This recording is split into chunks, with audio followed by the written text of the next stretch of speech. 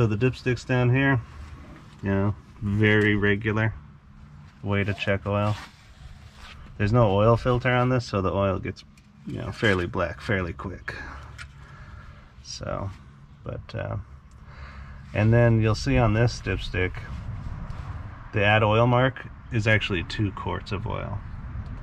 So there's not, it's not like a real regular. This is 2 quarts of oil, and you're not supposed to add till you get to about here. When you fill it up all the way, it just comes out of the, and you can see it. It'll just start, you know, coming out everywhere when you, you know, you're doing 65, 70 miles down the road.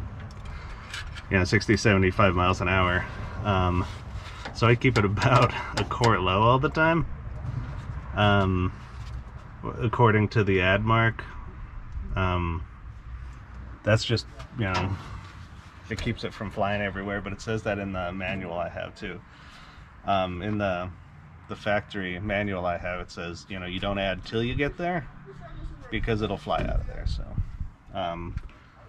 when it gets to the ad mark, I just throw another quart in, so it's always about, you know, running about 4 quarts in there instead of, you know, 5 or whatever. So yeah.